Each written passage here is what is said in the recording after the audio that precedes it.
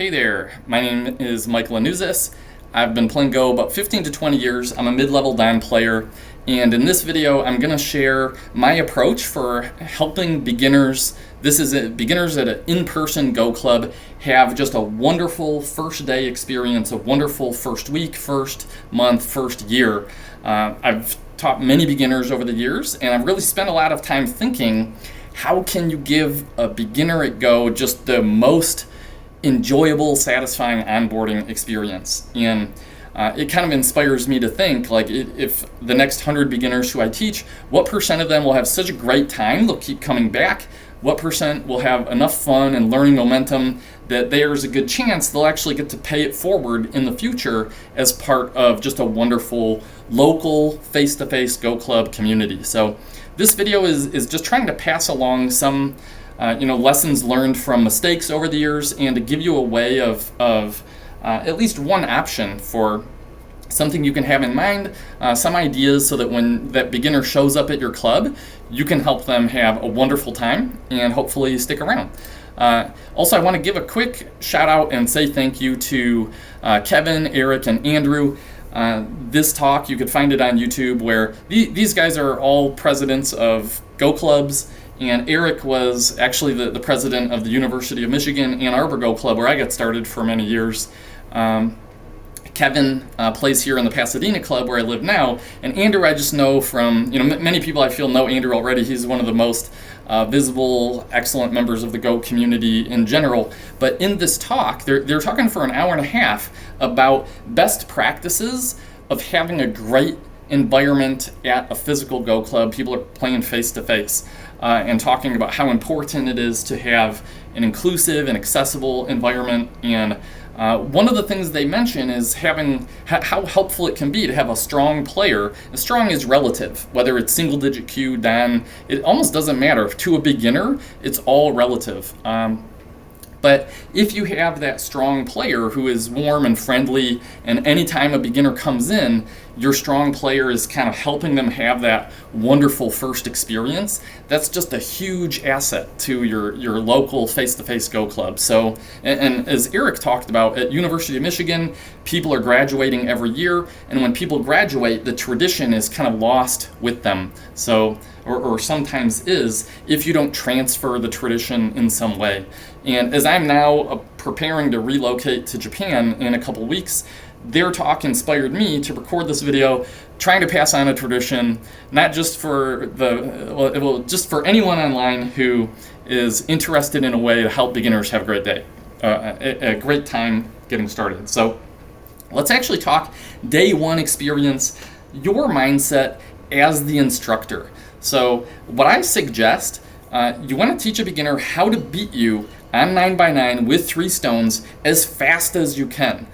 So this doesn't mean that, this actually, it's one of the points here, there's no shame in losing to a beginner. I had a discussion recently with someone around the Pasadena Club, and he mentioned to me, we had a beginner a while ago. The beginner came in, and he felt like he didn't want to lose to the beginner because, it's just embarrassing to lose to a beginner.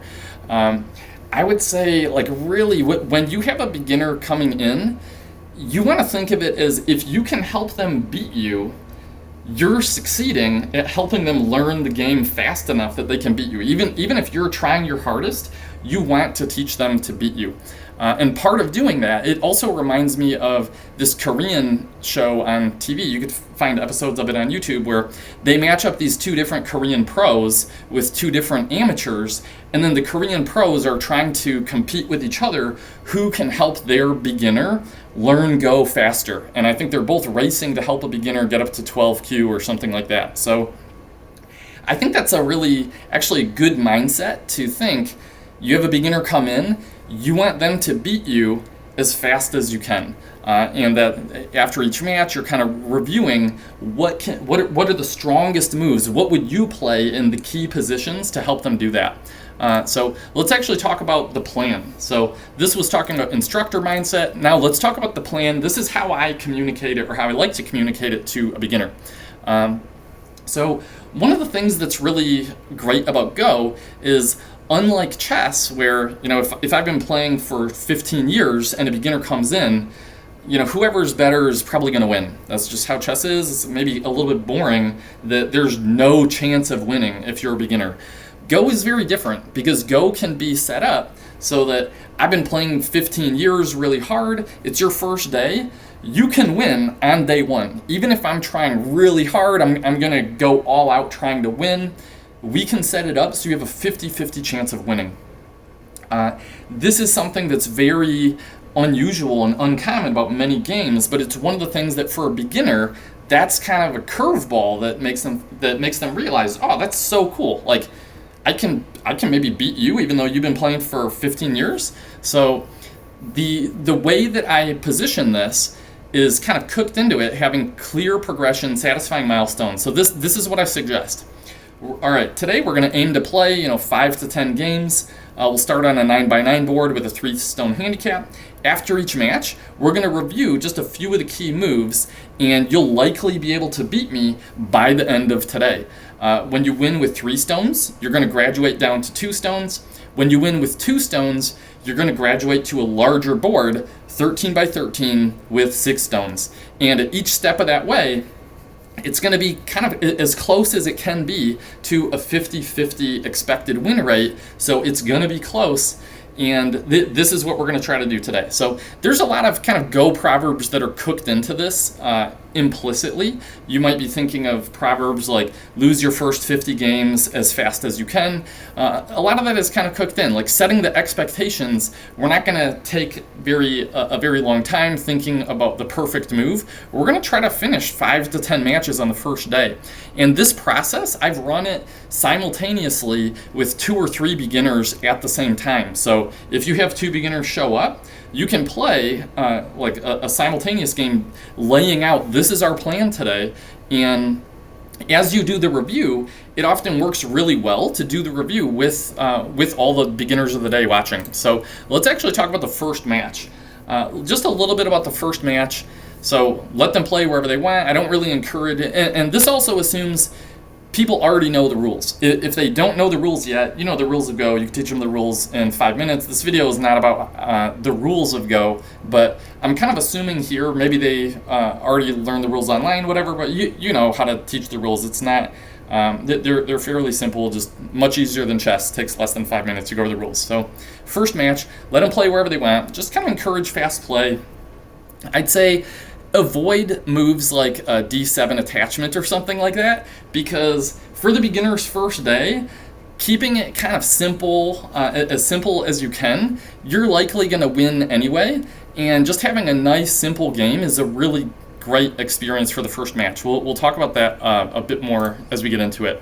So as the first match review, I find that it's really helpful for beginners to start thinking in terms of connected groups as opposed to all the individual stones on the board. So almost no matter how the first game went, it doesn't really matter. Like who knows? They're just crawling around the first line, whatever.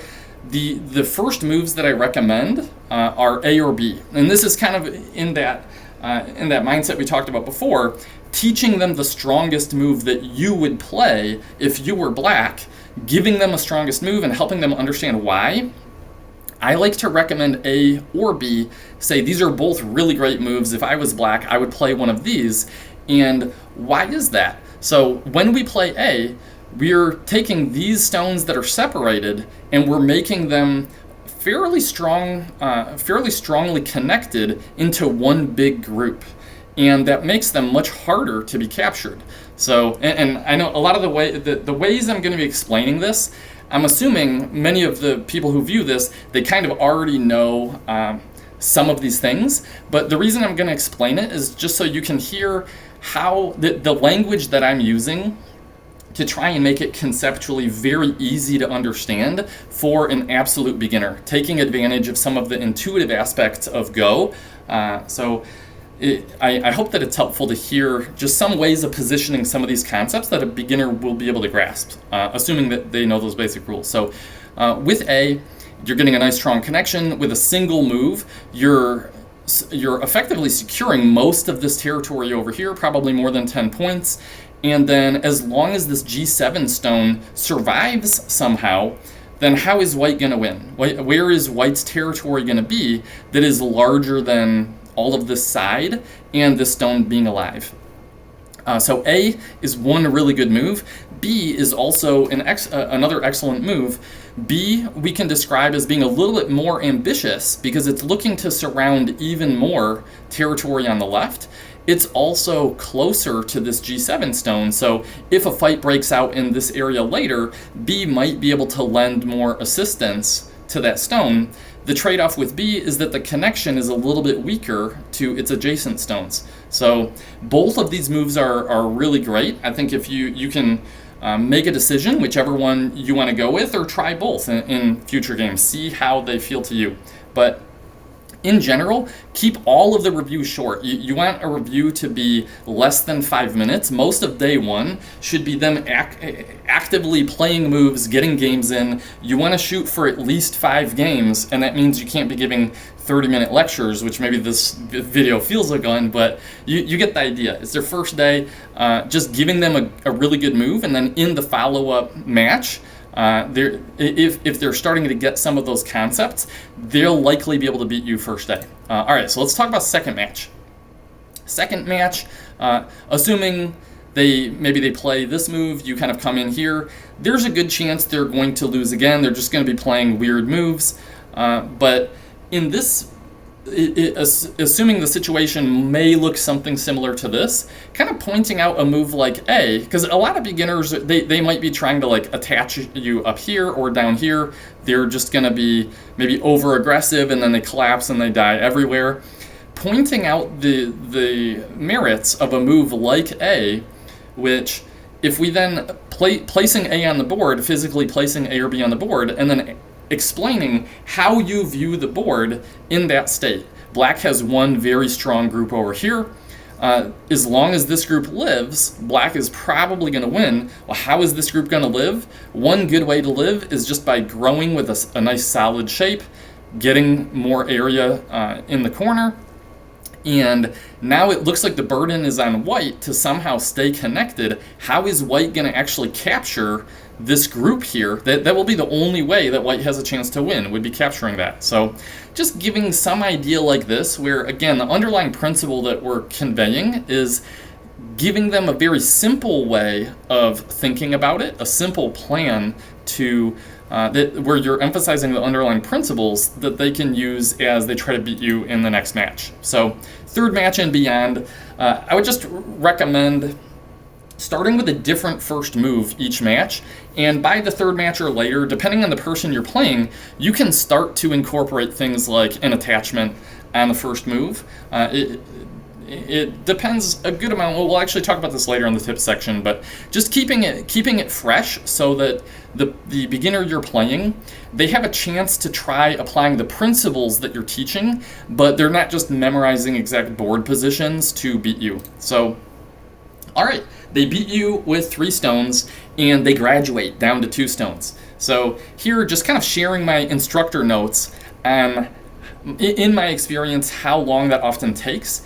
I find that someone, even they're a total beginner, for them to beat me with 3 stones might take between 5 to 8 attempts. And this is me as a mid-level Don player, so maybe for you this is different, but this is just to give you some frame of reference of what you might expect.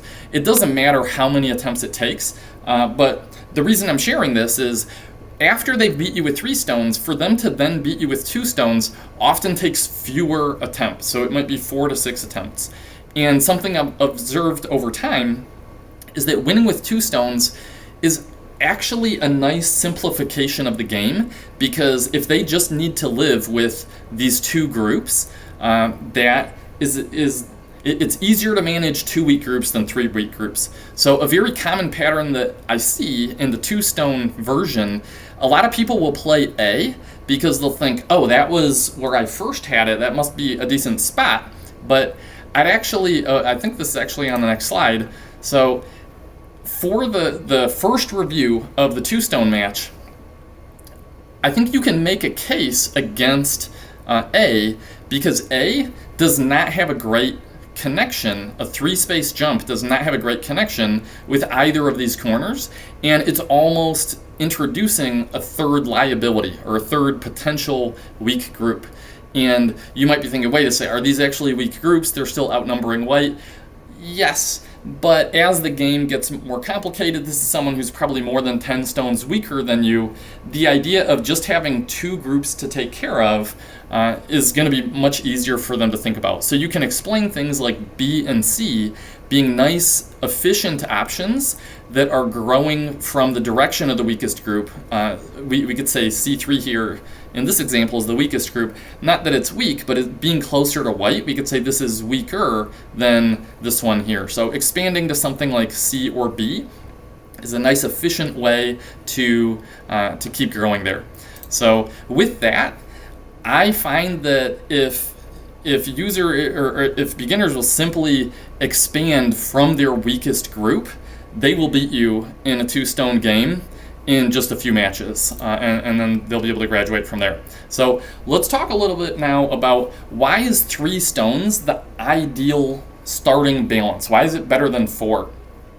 We talked about this a little bit before, but the sooner that a beginner can start to view the board in terms of 2 to 4 logical groups instead of a flurry of like 20 stones or more, the easier it's going to be for them to understand what's happening.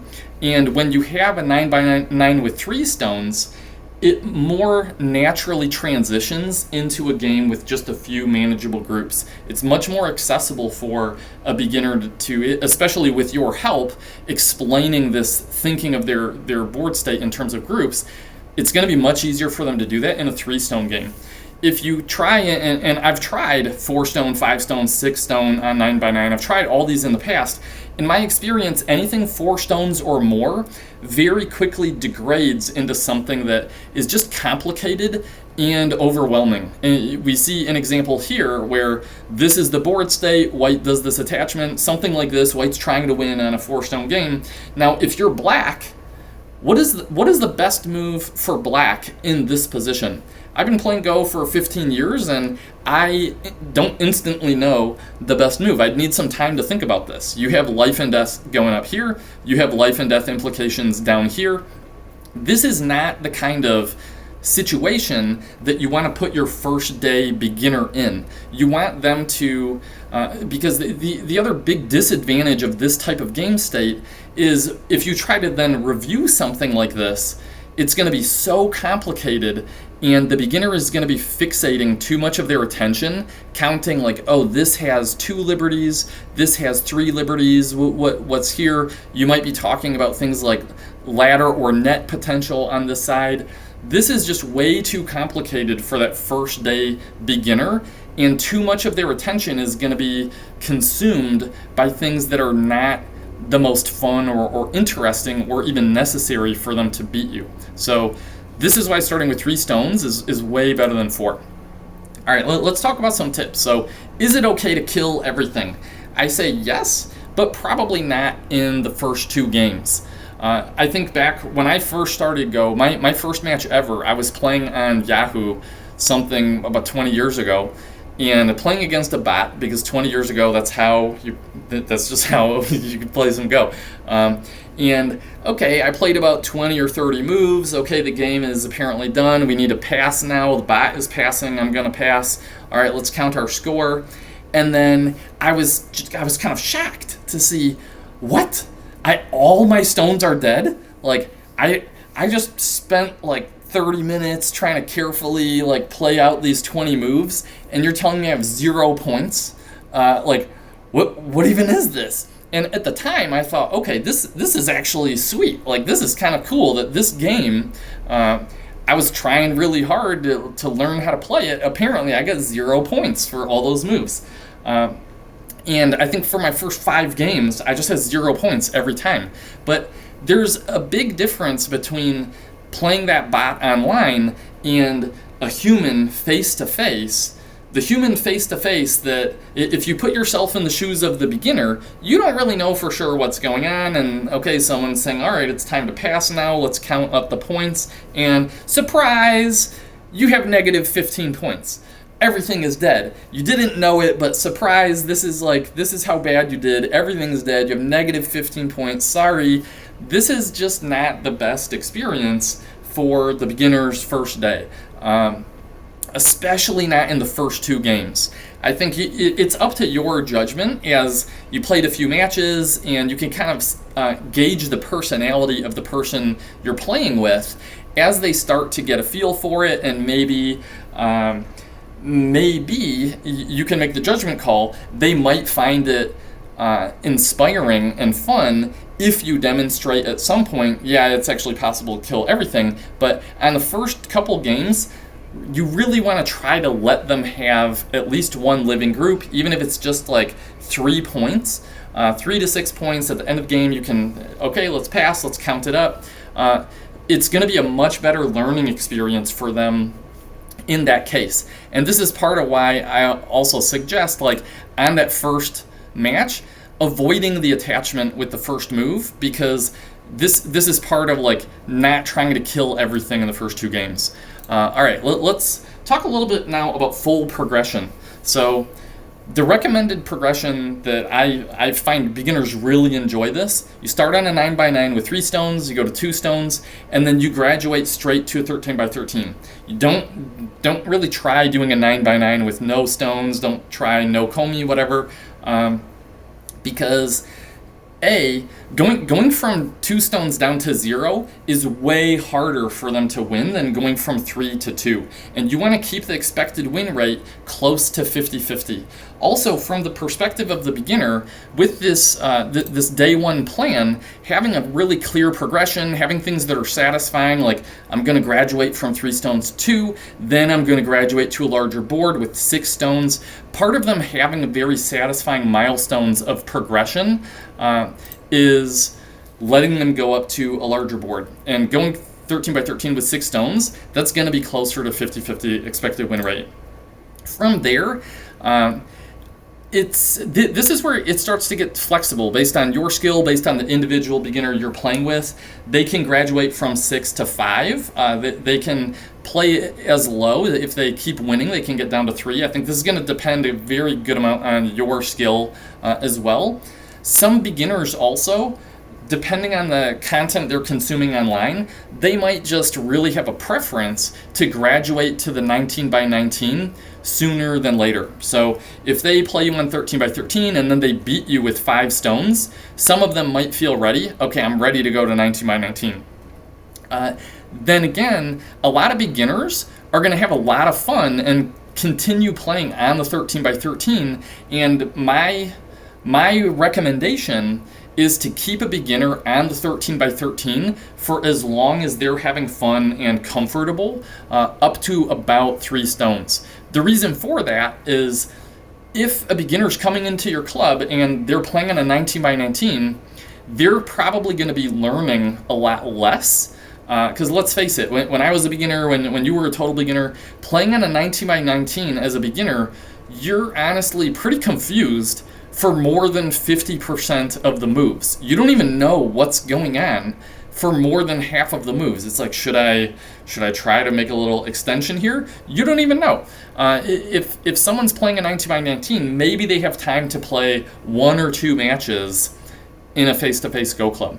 If they're doing 13x13, they can probably get in a good 3-4 matches, and they're going to be learning more per minute on those 13x13. So if a beginner asks me what do I recommend, my recommendation, keep playing 13x13. You're going to learn faster, you're going to get better faster, and the faster that you're learning, that's win-win for everybody at the Go Club. Because the faster you're learning, the faster you're going to be able to present an interesting challenge for the other members at the club. All right, so tips, talking during the match. A lot of people have a lot of different beliefs about this, different strong beliefs. I feel like it's pretty flexible, so I don't have really nothing that's set in stone. But I do have a few principles that I do want to highlight because I think these may just help you if you haven't taught many beginners yet. A lot of people think Go etiquette is that you should stay quiet, respectful of their moves. But I would say an exception to this, if you're playing with a beginner and they're losing, maybe they've put their 5th stone in the middle of your territory and they don't even know what's going on, and you just stay cold and kind of surgically killing each of their stones, they don't even really know it. If you're just quiet about it, that beginner might be reading your body language, they might be unsure what's happening, they might be unsure about the etiquette and even unsure, are they even allowed to resign? Is the game over yet? What's actually happening? My recommendation is resign for the beginner in a friendly way. Once it's clear that they are behind, resign for them in a friendly way. You can say something like, all right, it looks like white is ahead here. Let's take a look at what happened. Let's review the 1 or 2 key moves so that you can have a better chance to beat me next time. Resigning for them helps to create that really positive atmosphere of learning where losing is natural. Let's keep up the pace. Let's keep up the learning momentum, helping them get better as fast as we can so that they can beat you. They can graduate to the next stage. So, is there anything more on that? No, I think that's actually pretty much it. Oh, one more thing. So, if you resign for them and then the beginner is skeptical, maybe they say, are you sure this is dead? Like, can we play it out? Like, show me, help me see how white's actually in the lead here. If they ask for that, then of course, it's fine, play it out. But what you really want to avoid is the cold, surgical, embarrassing defeat. In that case, like, as soon as you know that they've lost, it is courteous and good etiquette, in my view. It's going to be their best learning experience to let them know, teach them the strong moves so that they can beat you on the rematch just like a minute later. All right, next tip about talking during a match. I find that during the end game, you'll see that a lot of beginners, they're gonna, as the end game comes, there might be relatively little that's actually interesting, but they're gonna be taking a long time because they're so confused what's actually happening. They're gonna play weird moves inside of your territory. I find that it's really beneficial for that first day beginner to say, there's only a few moves left. We just need to kind of seal up here. We need to seal up here. There's a little opening there.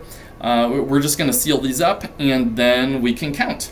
I think once you help to highlight that, a lot of beginners feel relieved because these are things that you're speeding up their learning experience. You're also really maximizing their ability to see, okay, this is what the game looks like very close to the end. So yeah, this is another case where I think it's very beneficial to talk during the match when it's really just the end game. You want to keep the pace of learning fast because you want them to beat you as fast as you can help them do that. This is the last tip on talking during the match. I find that, and this is really up to your best judgment of how frequently, when you want to do this, but the most helpful hint that you can give a beginner, in my opinion, is asking them, what do they view as the board right now? How are the groups? Like, how many groups are there? Which groups are nice and strong and safe? Which groups are kind of weak and might need some help? Where does it look like the territory is going to be? You ask them for their view, and by asking them that question, they're actually going to be learning a lot just by verbalizing, thinking about that question, trying to verbalize it, and that'll often help them arrive at the important areas of the board. After they share their view, if it is significantly off from the reality of the board, then you can share your perspective. You could say, okay, I'm viewing this as white here actually only has one group because these black stones are like these black stones are kind of dead, so white really just has one big connected group here, and this black group over here is still kind of weak. It's still like it might need a move to defend to live or something like that. So not telling them exactly which move to play, but helping to increase their awareness. Oh, this group's actually weak. If you have a weak group, knowing that and then reinforcing it can be really helpful. So I find that this, I usually won't do it too much in the very first match and probably not the second match, but after you've done a couple reviews, you've talked a little bit about the ideas of connected groups, just giving them this hint is going to be a really great way to help them beat you quite quickly. And a last point on this, a lot of beginners, they might feel like, oh, the reason I won was because you gave me that tip. So I often encourage, like, okay, when they beat you and you gave them that tip, let's say, congrats, like, you beat me, that was great, let's try it once more, but this time no tips. If you beat me again, no tips, then you graduate. And then it feels like you're not kind of taking the glory from their win, because you're going to make them earn it in that no tip setting before they progress. So this is my last tip. It's just the idea of, if you have multiple beginners who are there at the same time around the same strength, one of the best possible things you can do is having the beginners play each other. I know as I was getting started, I had a friendly rivalry with someone else at University of Michigan. We started 23Q together. We went all the way up to about 3Q together. And over the years, I would remember going in and thinking like, oh, Paul is like, he beat me. He's like 2 stones stronger than me now. How did that happen? Like, I have to catch up.